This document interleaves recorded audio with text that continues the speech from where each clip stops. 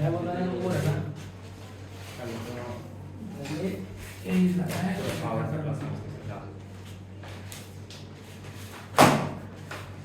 আচ্ছা আজকে আমরা শুরু করব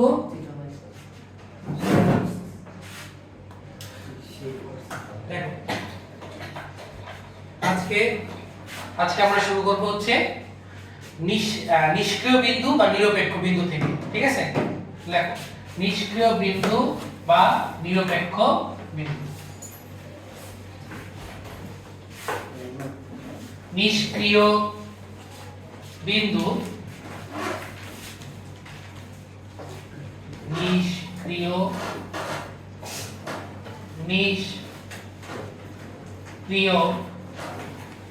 বিন্দু বা নিরপেক্ষ বিন্দু।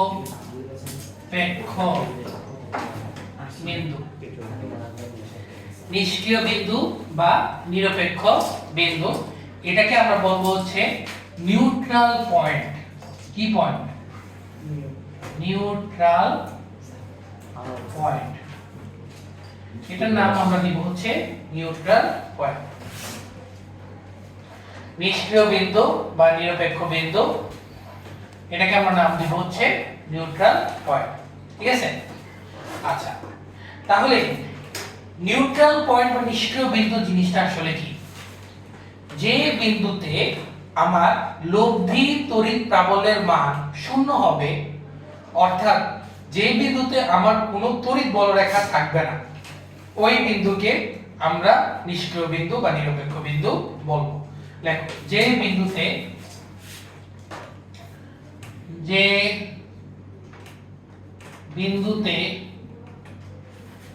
লব্ধি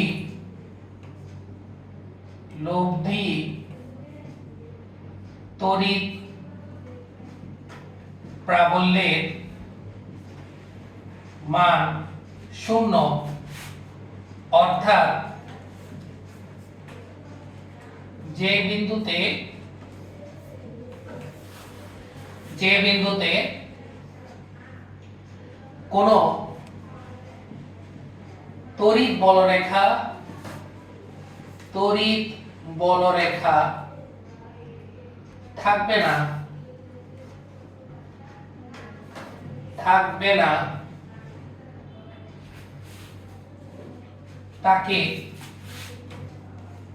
তাকে নিরপেক্ষ বিন্দু, এটাকে আমরা n দ্বারা প্রকাশ করব। কি দ্বারা? n। নিরপেক্ষ বিন্দুকে আমরা n দ্বারা প্রকাশ করব।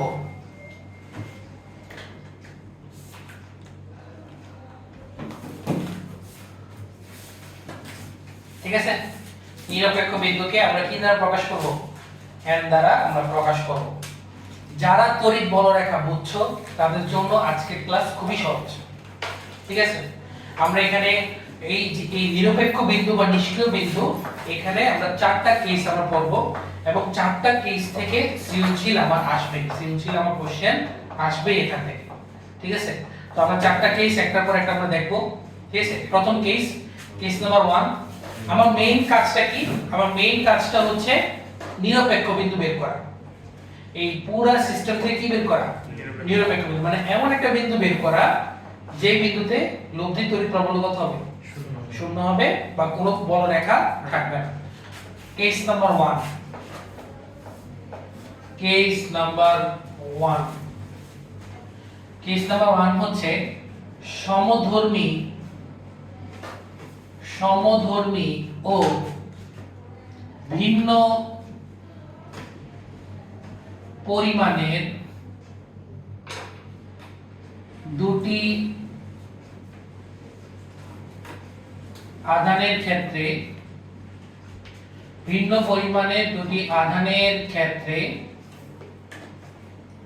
নিরপেক্ষ বিন্দু।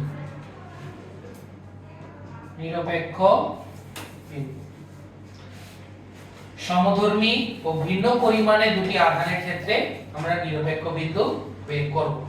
তাহলে সমধর্মী বলতে বোঝাচ্ছি দুইটাই প্লাস প্লাস অথবা দুইটাই কি কি হবে মাইনাস মাইনাস। হ্যালো আসসালামু আলাইকুম। হ্যাঁ হ্যাঁ হ্যাঁ বলো। হ্যাঁ হ্যাঁ আচ্ছা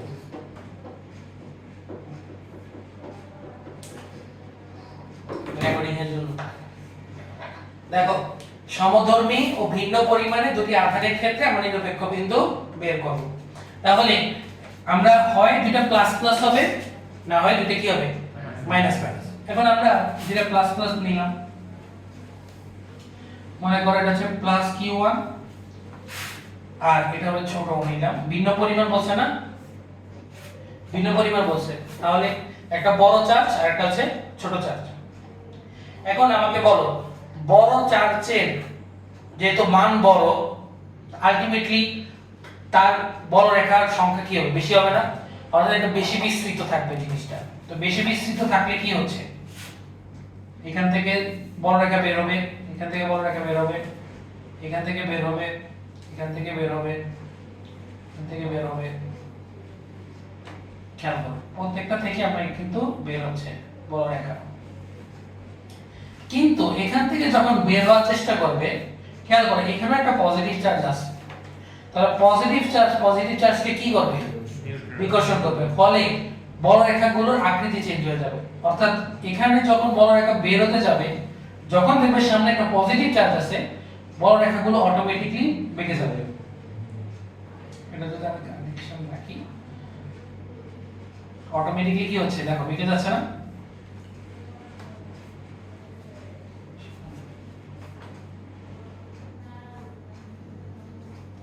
দেখো অটোমেটিক্যালি বেড়ে গেছে, যেহেতু চার্জ বেশি বড় রেখার সংখ্যা এখানে বেশি।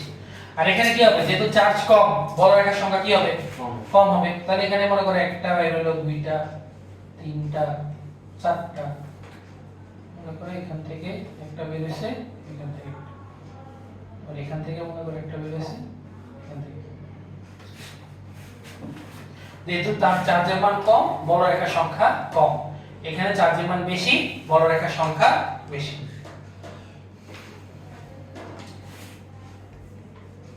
ভাইয়া যেভাবে চিত্র আঁকছি সিমিলার চিত্র আঁকবা, ঠিক আছে? নিজের মতো করে চিত্র আঁকার চেষ্টা করবা না, তাহলে ভুল হবে। এবং ডাইরেকশন খেয়াল করবা, ডাইরেকশন কি পজিটিভ চার্জ থেকে বড় রেখা কি হয় বের হয়, এগুলো আমরা বৈশিষ্ট্যগুলো পড়াইছি। তাহলে প্লাস q1 প্লাস q2 খেয়াল করো মাঝখানে কোনো কিন্তু বড় রেখা আছে, তাহলে অবশ্যই নিরপেক্ষ বিন্দু কই থাকবে দুইটা চার্জের সংযোগ রেখার মাঝখানে থাকবে। এখন সংযোগ রেখার মাঝখানে কোথায় থাকবে, এটা কি একদম মাঝখানে থাকবে নাকি বড় আধানের কাছে থাকবে না ছোট আধানের কাছে থাকবে বলো তো?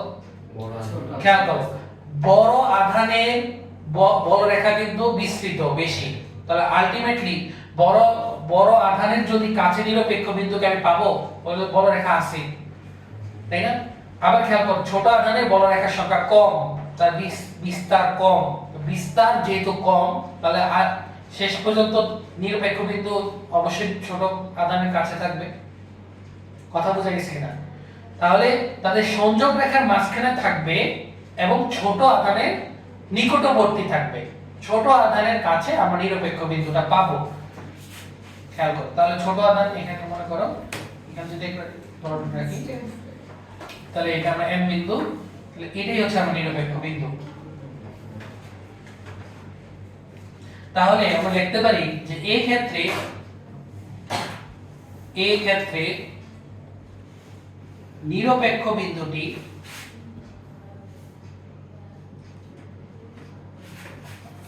বিন্দুটি আধান দুটির সংযোজক রেখার কাছে,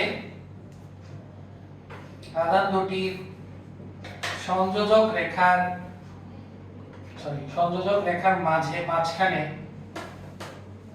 মাঝখানে ক্ষুদ্রতর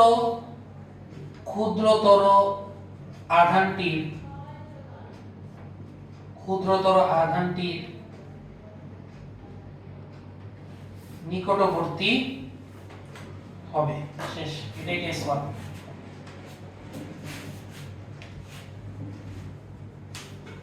না বুঝলে বলো ভাই।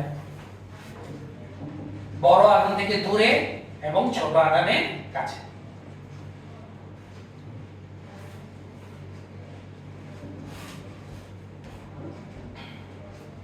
এটা হয়ে গেল আবার কেস 1। দেখো ক্লিয়ার নাকি সমস্যা আছে? আশা করি কোনো সমস্যা নেই। নিরপেক্ষ আধান প্লাস মাইনাস দুটো চার্জ থাকে না। বুঝি নাই নিরপেক্ষ আরে এটা তো এমন একটা নিষ্ক্রিয় বিন্দু যে এটা তো নিরপেক্ষ চার্জ বোঝাচ্ছে না, এটা বিন্দু বোঝাচ্ছে যে বিন্দুতে কোনো বড় রেখা থাকবে না বা যে বিন্দুতে কোনো প্রাবল্য থাকবে না, শূন্য থাকবে প্রাবল্য, ওইটা বোঝাচ্ছে।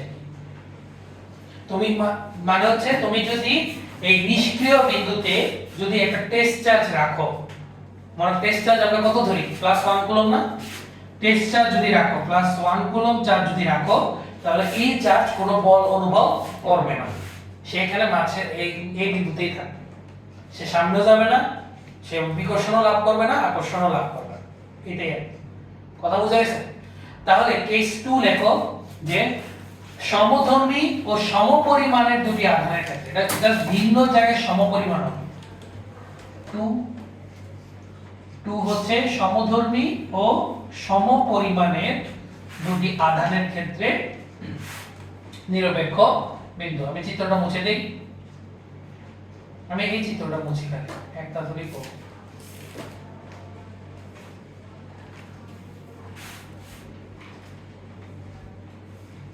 প্লাস Q2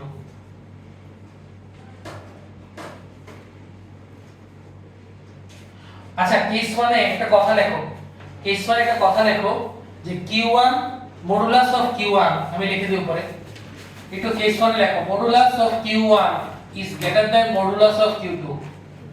চার্জ Q1 এর চার্জ থেকে মানে Q2 চার্জ থেকে Q1 এর চার্জ বড়, modulus of Q1 is greater than modulus of Q2। এটা হচ্ছে কেস 1 এর ক্ষেত্রে। আর কেস 2 এর ক্ষেত্রে Q1 আর Q2 কি হবে? সমান। আচ্ছা আকৃতিটা একটু ছোট হয়ে গেছে, সমান নাকি মনে করো, ঠিক আছে? এবার চলবে, চলার মতো হইলে হয়। তাহলে Q1 এর মানটা Q2 এর মান থেকে বড়, সরি সমান। তাহলে যেহেতু চার্জ দুইটার মান সমান, তাহলে Q1 এ যতগুলো বলরেখা বের হয়েছিল Q2 এর বলরেখাও সেম, তাহলে সব কিছু সেম হবে। কয়টা বলরেখা এখানে? 1 2 3 4 5 6 7 8 9 10 11 12 13 14, তাহলে এখানেও 14টা বলরেখা আঁকবো আমি। বলরেখা অনেক দৃষ্টি না, হ্যাঁ অনেক দৃষ্টি মারবো আমরা ইয়াতে আমার ইয়ার ক্ষেত্রে সমপরিমাণ দেখানোর জন্য বলরেখা সমান রাখতেছে।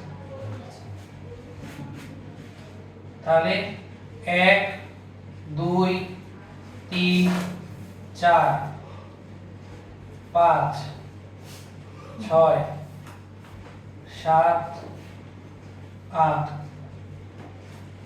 9 10 11 12 13 14।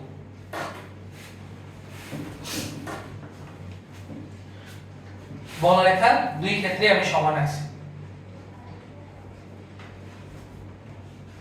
এবার বলো নিরপেক্ষ বিন্দু কই পাওয়া যাবে? নিরপেক্ষ বিন্দু একেবারে মাঝখানে, ঠিক মাঝখানে। তাহলে ডিসটেন্স যদি d হয় তাহলে নিরপেক্ষ বিন্দু পাওয়া যাবে d/2 দূরত্বে। তাহলে একেবারে মাঝখানে, একেবারে মাঝখানে আমরা এই নিরপেক্ষ বিন্দুটা পাবো। তাহলে এই ক্ষেত্রে নিরপেক্ষ বিন্দুটি, এই ক্ষেত্রে নিরপেক্ষ বিন্দুটি আধান দুটির সংযোজক রেখার ঠিক মাঝখানে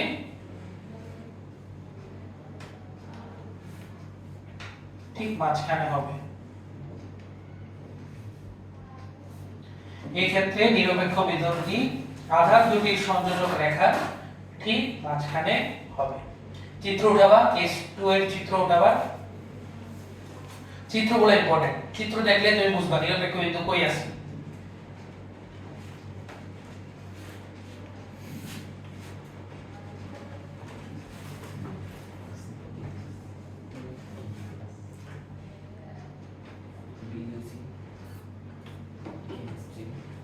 না বুঝতে বলো।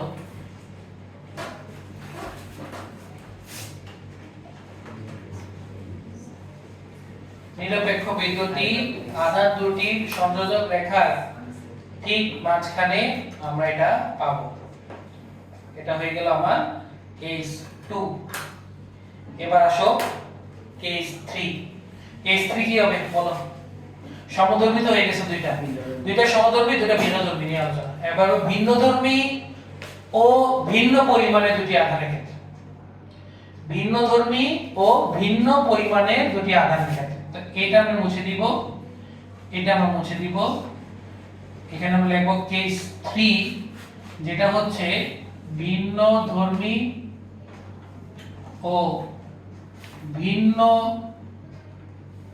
পরিমাণের দুটি আধানের ক্ষেত্রে আমরা নিরপেক্ষ বিন্দু বের করার চেষ্টা করব। এবং Q1 আমরা অবশ্যই বড় ধরব Q2 থেকে। এবার কিন্তু সব চিত্র ডিফারেন্ট হয়ে যাবে, চেঞ্জ হয়ে যাবে চিত্রগুলো।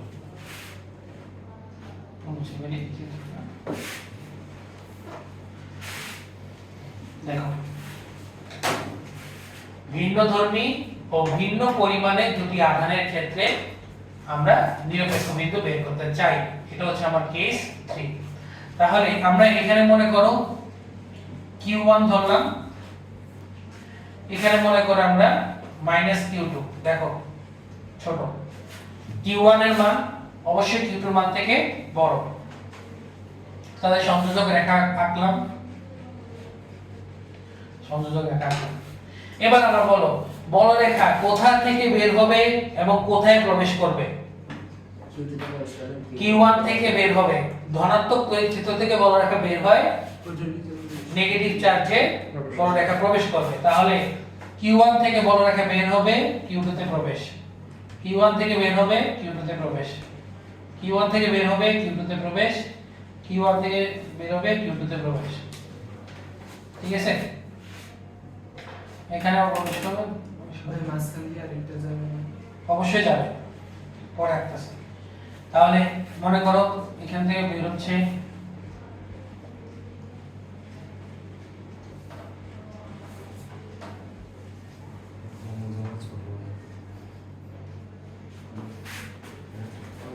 বের হচ্ছে, পিছনের বড় রেখাগুলো বাঁকা হয়ে গেল। পিছনে বড় রেখা তো Q2 তে ঢুকতে চাইবে, কিন্তু এটা তো ঢুকতে পারবে না পিছনে। তো এগুলো তুমি নিজের মতো করে আঁকতে পারবে, এখানে কোনো বাধ্যবাধকতা নেই, এগুলো কাল্পনিক রেখা। এগুলো তো পসিবল পথ, পসিবল ওয়ে ওই Q2 তে যাওয়ার। তো কিউ এই পথে যেতে পারে, এই পথে যেতে পারে, এই পথে যেতে পারে। কথা বোঝা গেছে কিনা?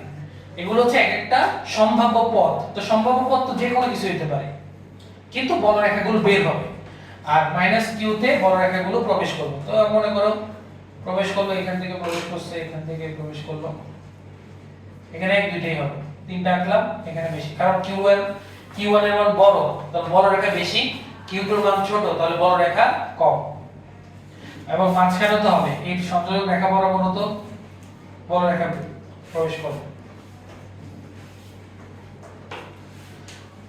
এবার বলো নিরপেক্ষ বিন্দু কই পাওয়া যাবে? মাঝখানে এই যে আধার, আমরা যে প্রথম দুই কেসে যে আধার দুটির মাঝখানে যে আমি পাইছিলাম, এই ক্ষেত্রে কি সংযোজক রেখা মাঝখানে কি আমি পাবো নিরপেক্ষ বিন্দু পাবো? দেখো এখানে কিন্তু বড় রেখা গেছে, তাহলে মাঝখানে কোনো আমি নিরপেক্ষ বিন্দু পাবো না। তাহলে নিরপেক্ষ বিন্দু পাবো সংযোগ রেখার বাইরে। এখন বাইরে কোন সাইডে পাবো? আমি কি বড় আধানের কাছে পাবো না ছোট আধানের কাছে পাবো? অবশ্যই ছোট আধানের কাছে পাবো, কারণ বড় আধানে বিস্তার বেশি।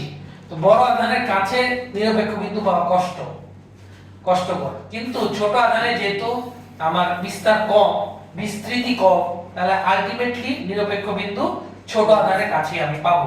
মনে করো আমি যদি সংযোগ রেখাটা বাড়াই, আমি এখানে ইয়া করি, তাহলে মনে করো এই বিন্দু n বিন্দুতে আমি নিরপেক্ষ বিন্দুটা পাবো। তাহলে আমরা লিখতে পারি যে এই ক্ষেত্রে নিরপেক্ষ বিন্দুটি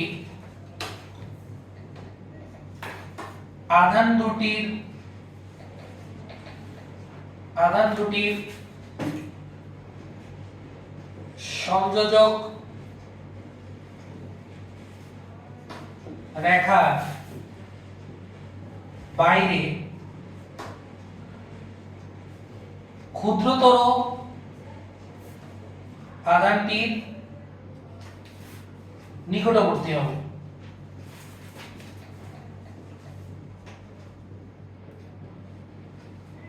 এক্ষেত্রে নিরপেক্ষ বিন্দুটি আধান দুটির সংযোজক রেখার বাইরে ক্ষুদ্রতর আধানটির নিকটবর্তী হবে। দেখো ক্লিয়ার নাকি সমস্যা আছে? তোমরা তো মনে হয় বল চ্যাপ্টারে শীট পাও না? বলে শীট তো পাও না, আর এই চ্যাপ্টারে শীট পাও না, দুটো শীট বাকি থাকে।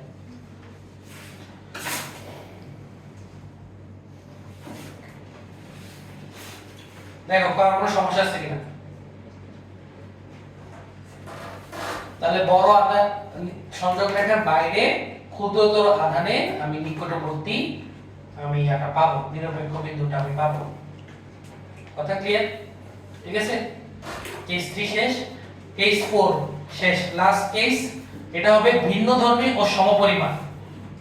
জাস্ট এখানে কি হবে, ভিন্নধর্মী ও সমপরিমাণ আধান দুটির ক্ষেত্রে এই জায়গায় জাস্ট সমপরিমাণ লেখো, সমপরিমাণ লেখো। এটা হয়ে যাবে আমার কেস 4। কেস 4 ভিন্নধর্মী ও সমপরিমাণে দুটি আধানের ক্ষেত্রে, সমপরিমাণ যেহেতু তাহলে q1 সমান কি হবে, q2 হবে। আমরা এগুলো মুছে দিই। হ্যাঁ, এটা মুছে দেই। এটা আমার লাস্ট কেস। কেসের পর একটা ম্যাথ করাবো, শেষ। আচ্ছা এগুলো কি ক্ষয় আসে নাকি চিত্রগুলো? চিত্রগুলা গতে আসে, গতে। ঠিক আছে, তাহলে ভিন্নধর্মী ও সমপরিমাণ, তাহলে প্লাস q1 আর এটা কি হবে মাইনাস q2, দুইজনে চার্জের মান কি সমান। তাহলে আমি যদি আঁকি, এটা হচ্ছে প্লাস q1 আর এটা হচ্ছে মাইনাস q2, দুইজনেরই চার্জের মান কি সমান। তো q1 থেকে যতগুলো বলরেখা বের হবে ঠিক সেম সংখ্যক বলরেখা q2 তে কি করবে, প্রবেশ করবে। তাহলে তাদের সংখ্যা, বলরেখার সংখ্যা কি হবে, সমান। বলরেখার সংখ্যা 1 2 3 4 5 6 7 একই সংখ্যা।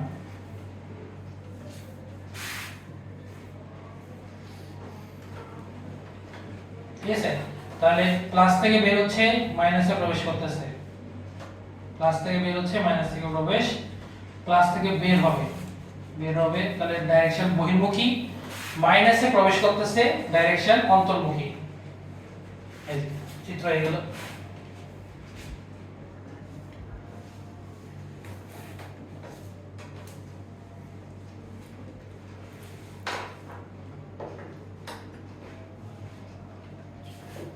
এবার বলো নিরপেক্ষ বিন্দু কোথায় পাওয়া যাবে? মাঝখানে তো পাওয়া যাবে না, কেস 3 এর মতো মাঝখানে তো পাওয়া যাবে না। এখন দেখো q1 এর বলরেখার সংখ্যা সমান, q2 বলরেখার সংখ্যাও সমান। এখন খেয়াল করো, আমার দুইটার ক্ষেত্রেই সমান চার্জ, সমান বিস্তার। তো আমি যে কোনো একটা অংশ ধরে যদি কাজ করি, বাকিটা তো এমনি বের হয়ে যাবে। তো আমি সাপোজ আগের মতো q2 এর ডাইরেকশনে আমি হিসাব করি, মনে করি যে q2 থেকে এটা সংযোগ রেখাটা বাড়াইলাম, q2 থেকে x, এই যে x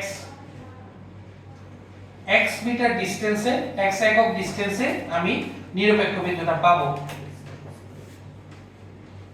মনে করো এই নিরপেক্ষ বিন্দুটা আমি পাবো x ডিসটেন্স, আর q1 q2 এর ডিসটেন্সটা আমরা ধরি হচ্ছে d, এই ডিসটেন্সটা আমরা ধরলাম হচ্ছে d, আর q2 থেকে নিরপেক্ষ বিন্দু ডিসটেন্স ধরলাম আমরা কত x। তাহলে আমরা একটা কথা লিখবো, আমরা উপরে এটা মুছে দেই।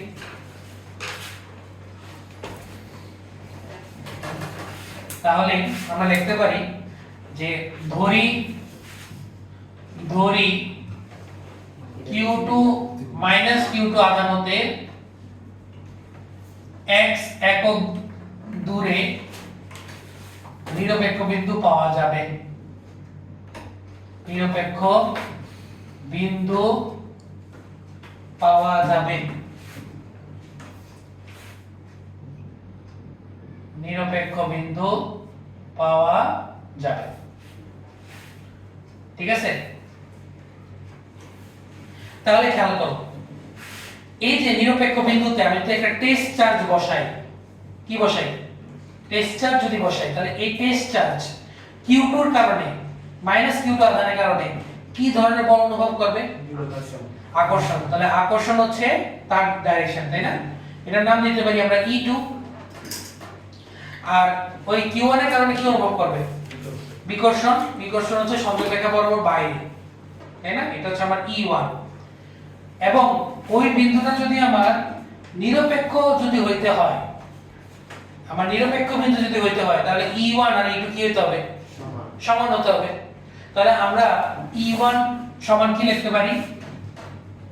E1 সমান লেখা যায় 9 × 10⁹ q1, আর ডিসটেন্স কত? q1 থেকে নিরপেক্ষ বিন্দু d + x, তাহলে d + x হোল স্কয়ার। আর E2 সমান আমরা কি লিখতে পারি?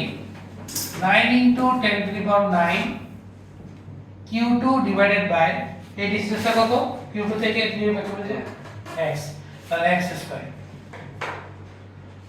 তাহলে আমরা একটা জিনিস বুঝতেছি যে নিরপেক্ষ বিন্দু পাওয়ার শর্ত, নিরপেক্ষ বিন্দু পাওয়ার শর্ত E1 সমান কি হতে হবে? E2, বা E1 এর মান বসাই 9 × 10⁹ q1 / d + x whole square, আর 9 × 10⁹ q2 ডিভাইডেড বাই x²। বলো এই কি সম্ভব হবে? হ্যাঁ, সম্ভব হবে। এটাই তো প্রমাণ করতেছি সম্ভব হবে কি হবে না, এটাই তো আমার কাজ। সম্ভব হচ্ছে কি হচ্ছে না এটা বের করা। তাহলে 9 × 10⁹ 9 × 10⁹ কাটা, q1 q2 কাটা, কারণ q1 সমান q2, তাহলে q1 আর q2 কাটা, বাকি থাকে কি? আর তো কিছু থাকে না। আমি এটা মুছে দেই। তাহলে বা 1/d + x whole square = 1/x², এটা থাকে। আর এরকম করলে কি আসে? x² সমান d + x হোল স্কয়ার। এটা কি সম্ভব? x² আর d + x হোল স্কয়ার সমান হওয়া কি সম্ভব? এটা মনে x এর মান মনে করো 3 আর d এর মান মনে করো 5, তাহলে 3² মানে 9, আর 5 + 3 8 8² মানে 64। তাহলে 9 আর 64 কি সমান? না। তাহলে আমরা লিখে দিতে হবে যা অসম্ভব, যা অসম্ভব। তাহলে সুতরাং এই ক্ষেত্রে কোন নিরপেক্ষ বিন্দু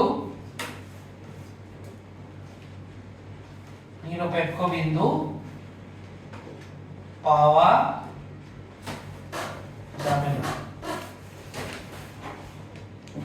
বিন্দুগুলো সমপরিমাণের ক্ষেত্রে দুটোটা মিলিত নিরপেক্ষ হয়ে যায়। বুঝি নাই এটা। ভিন্নধর্মী ও সমপরিমাণের ক্ষেত্রে তো দুটোটা মিলে নিরপেক্ষ হয়ে যায়। সেক্ষেত্রে তো মানে এমনি তো বুঝা যায় যে পাওয়া যায়। আসলে ম্যাথমেটিক্যালি পাওয়া যায় না, কিন্তু বাস্তবে কিন্তু পাওয়া যাবে। তুমি দূরে গেলে তো মানে q1 থেকে যদি বেশি একই দূরত্বে তুমি যাও, খেয়াল করো q1 থেকে আমি যদি বেশ খানিকটা দূরে যাই, তাহলে ওইখানে তো বল রেখা একটা সময় বল রেখার ইয়ে তো কমবে, তাহলে ওই ক্ষেত্রে সমান দূরত্বে মানে Q1 থেকে যত দূরত্বে আমি নিরপেক্ষ বিন্দু পাবো Q2 থেকেও সেম একই ডিসটেন্সে আমি নিরপেক্ষ বিন্দু পাবো, কিন্তু ম্যাথমেটিক্যালি আমরা এটা পাবো না। এই যে ম্যাথের মাধ্যমে আমরা কিন্তু পাচ্ছি না, কিন্তু বাস্তবে জিনিসটা পাওয়া যাবে, কিন্তু অনেক দূরে মানে প্রায় অসীমের কাছাকাছি গেলে। ঠিক আছে, কিন্তু ম্যাথমেটিক্যালি এটা এরর দেখায় আর কি জিনিসটা।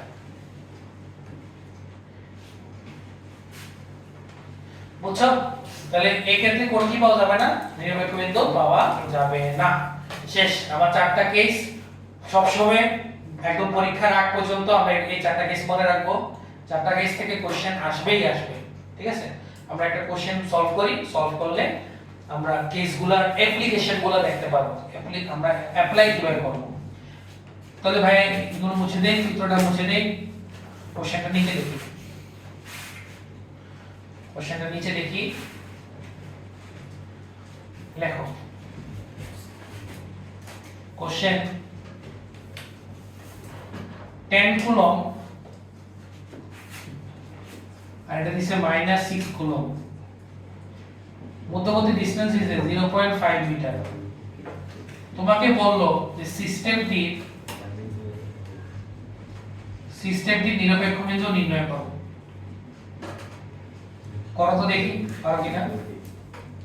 সিস্টেমটি নিরপেক্ষ বিন্দু নির্ণয় করো। সিস্টেমটি নিরপেক্ষ বিন্দু নির্ণয় করো। এটাই আজকে লাস্ট ম্যাথ।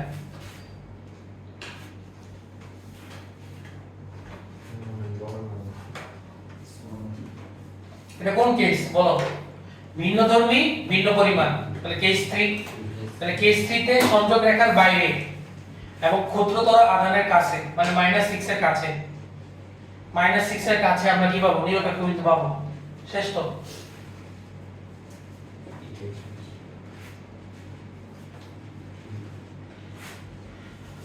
তো -6 থেকে x মিটার দূরে আমি নিরপেক্ষ বিন্দু পাবো। নিরপেক্ষ বিন্দু, এই যে নিরপেক্ষ বিন্দু n টা আমি পাবো। ঠিক আছে, তো আমরা বের করে নিতে পারবো। খেয়াল করো, এই যে এখানে যদি আমি টেস্ট চার্জ +1 কুলম রাখি, তাহলে এটার নাম দিব Q2, এটার নাম Q1, যেভাবে দিছিলাম আমরা উপরে। খেয়াল করো উপরে যেভাবে দিছি সেভাবে। তাহলে Q2 এর কারণে কি অনুভব করবে? আকর্ষণ আর বিকর্ষণ। এই যে Q2 এর কারণে -6 কুলমের কারণে কি অনুভব করবে? আকর্ষণ না? তাহলে আকর্ষণ E2। আর Q1 কি অনুভব করবে? Q1 এর কারণে কি অনুভব করবে? বিকর্ষণ E1। তাহলে E1 আমরা লিখবো যে ধরি -6 কুলম আধান হতে x মিটার দূরে নিরপেক্ষ বিন্দু পাওয়া যাবে। নিরপেক্ষ বিন্দু পাওয়া যাবে। তাহলে E1 সমান 9 × 10⁹। Q1 এর মান কত? 10 কুলম বসা দিলাম, আর ডিসটেন্স হচ্ছে 0.5 প্লাস x হোল স্কয়ার। এটা গেল এক নম্বর ইকুয়েশন। আর E2 সমান আমার আসবে 9 × 10⁹। মান নিয়ে কাজ করতেছি, তাহলে শুধু 6 আর ডিসটেন্স হচ্ছে x স্কয়ার। এটা হচ্ছে 2 নম্বর ইকুয়েশন। তো ম্যাথ আমাদের শেষ।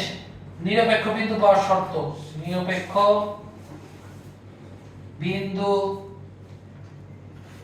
পাওয়ার শর্ত E1 সমান কি হতে হবে? E2 হতে হবে। বা E1 হচ্ছে 9 × 10⁹, Q1 হচ্ছে 10/0.5 প্লাস x হোল স্কয়ার সমান 9 × 10⁹, 6/x স্কয়ার। তো কাটাকাটি যায় দেখো, আর এখানেও কাটাকাটি যায়। 5 × 2 = 10, 3 × 2 = 6।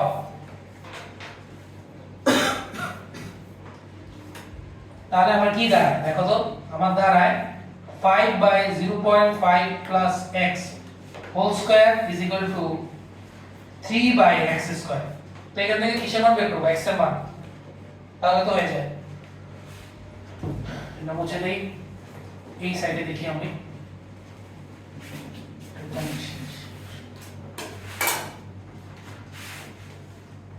ঠিক আছে। তবে বাইরে উপরে লিখি বা আর এখন মানে এই 0.5 প্লাস x হোল স্কয়ার কে উপরে নিয়ে যাব, এটাকে উপরে নিয়ে যাব 0.5 plus x divided by x whole square আকারে লেখা যায়। আর 3 কে নিচে নিয়ে গেলাম, এটা হচ্ছে বিনিময় বিধি, বিনিময় করলাম। এবার কি করা লাগবে, স্কয়ার আছে রুট করা লাগবে, রুট করলে স্কয়ার চলে যাবে।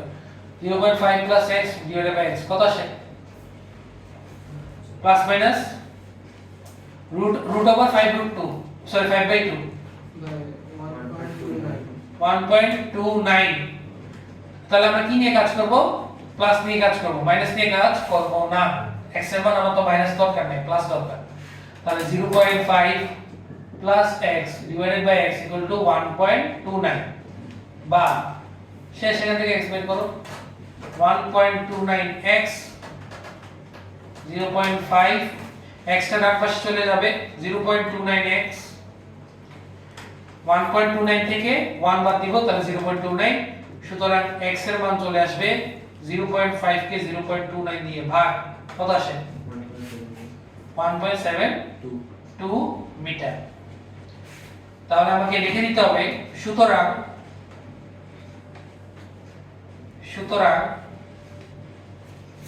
-6 কুলম্ব হতে 1.72 মিটার ডানে, বামে না কিন্তু ডানে, বাইরে ডানে নিরপেক্ষ বিন্দু পাওয়া যাবে। এটাই আছে। আচ্ছা ভাই ডিসটেন্সটা যদি সেন্টিমিটারে তো সেক্ষেত্রে মিটার নিয়ে যাবে। হ্যাঁ মিটার নিয়ে যেতে বা সেন্টিমিটার রাখলেও আনসার সেন্টিমিটার আসতো। ঠিক আছে।